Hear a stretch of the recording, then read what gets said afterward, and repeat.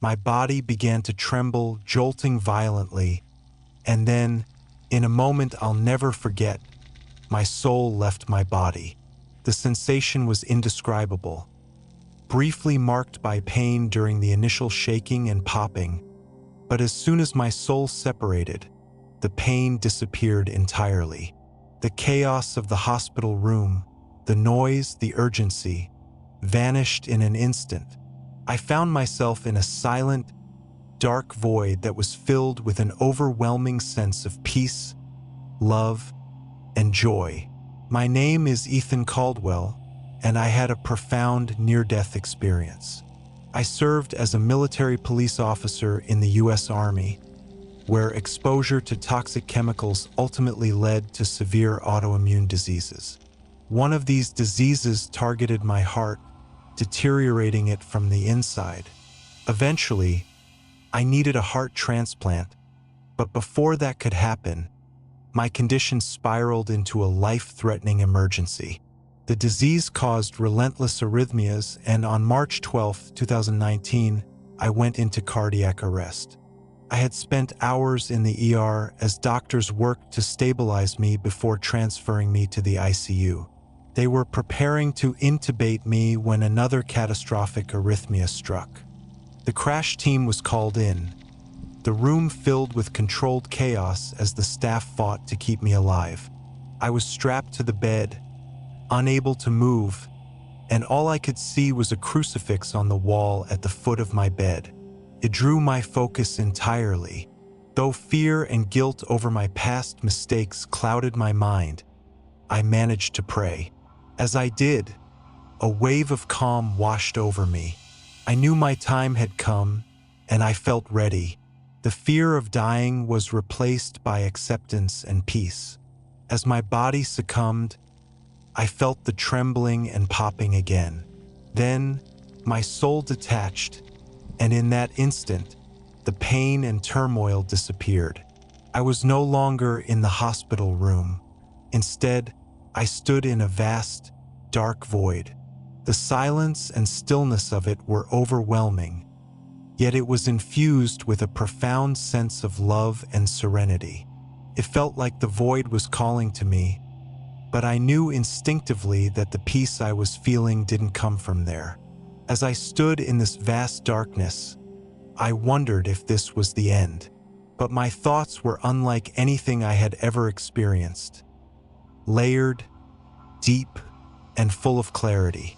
I realized I wanted nothing that didn't include God. I didn't want the joy or peace I felt if it meant stepping into that void. That's when I noticed it, the light. It shone behind me, brilliant and pure. Though I could see in all directions at once, I turned toward it instinctively. The light was unlike anything I had ever seen. Radiant and alive, pulsating with love so pure and intense it filled every part of me. This love wasn't just a feeling. It was something real and tangible, far beyond any earthly experience. At that moment, I understood that I was in the presence of something infinitely greater than myself, and I felt a connection that words could never fully capture. The light consumed me, pouring into every part of my being, overwhelming me with its sheer presence. The moment I saw it, I felt a deep, undeniable longing to be within it, and as soon as I thought it, I was there. It wasn't like physical movement. There was no force, no sensation of motion, yet I arrived instantly. What astonished me was that, despite the instantaneous nature of it, I could remember every step of the journey, as though I had walked an immense distance. This paradox defied any concept of time. It was both immediate and infinite. Standing before the light, I was struck by its magnificence and immense power. It radiated such intensity, yet it didn't harm my eyes. I looked in every direction, left, right, up and down, but there were no boundaries. The light stretched endlessly, and my vision expanded with it. I could see in ways that were unimaginable, perceiving every detail in all directions at once. while simultaneously understanding everything I had already seen. My sight had no limits, and this limitless perspective filled me with awe. As I marveled at the light, I thought to myself, how can something so powerful not hurt my eyes? At that moment, I heard a voice, God's voice, gently say, "You can come in if you want." Without hesitation, I stepped into the light, and it embraced me completely. The warmth, love, and peace it radiated were indescribable. It was as if I was being held in a divine embrace by God Himself. The love I felt was unlike anything I've ever known. It wasn't just deep, it was infinite beyond human comprehension. It felt like the love of a creator for their perfect creation, an overwhelming, unconditional love. Even as a parent, I couldn't compare the love I feel for my own children to this. It was so much greater.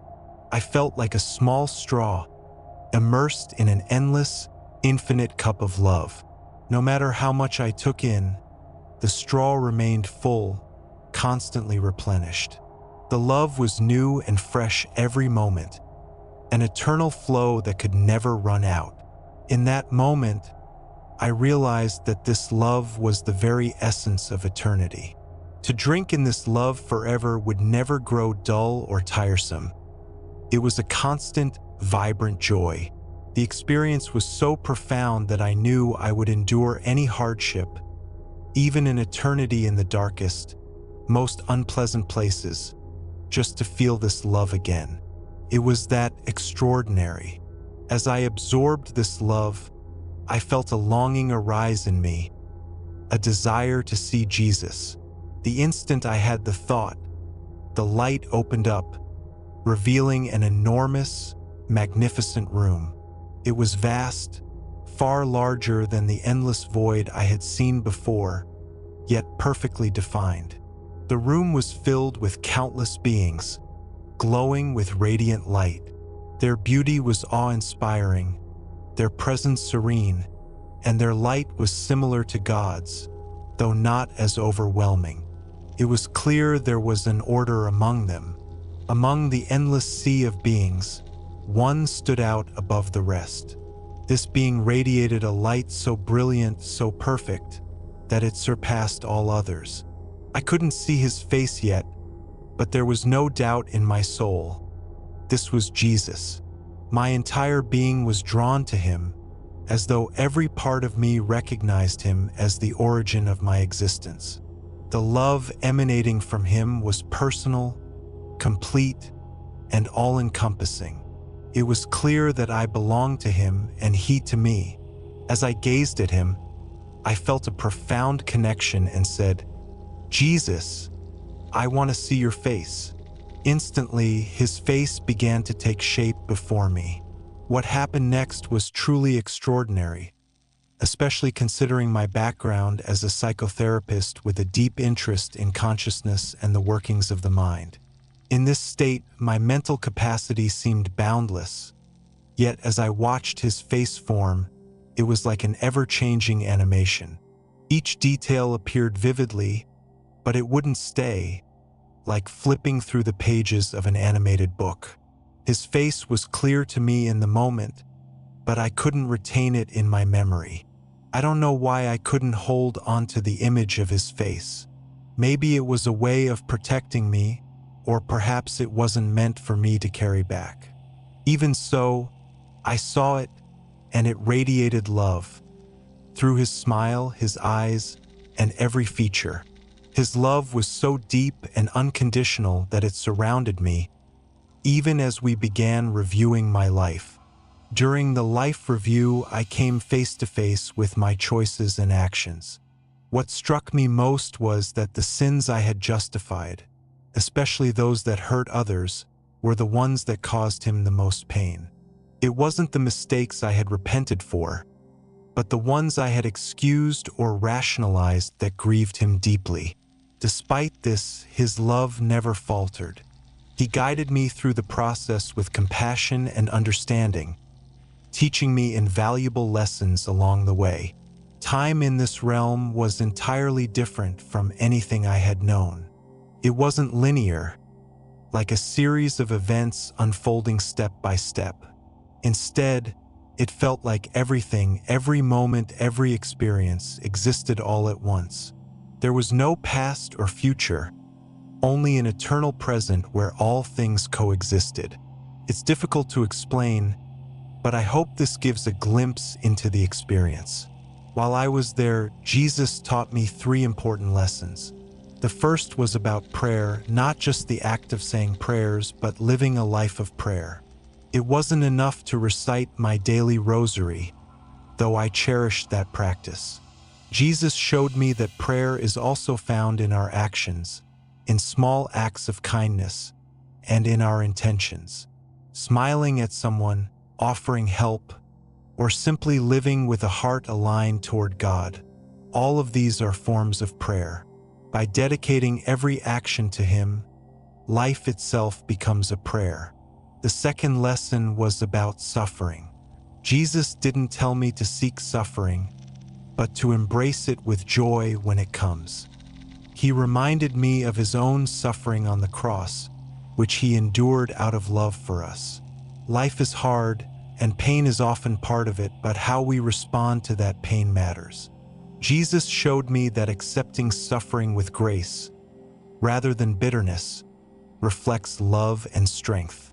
While suffering can weigh us down, handling it with love can inspire others and glorify God. The final lesson was to share His love with everyone, unconditionally. Jesus wanted me to show His love to all people, even those who might reject or disagree with me. By sharing His love, others could experience the kindness, care, and compassion He has for every soul. When the time came for me to return, Jesus told me it was time to go back. I retraced the same path I had taken to reach the light. As I left, I noticed that the dark void I had seen earlier was no longer there. Instead, I saw my hospital room, the doctors and nurses working tirelessly to save me. It was as though I was observing myself from a slight distance, outside my own body, yet fully aware of what was happening.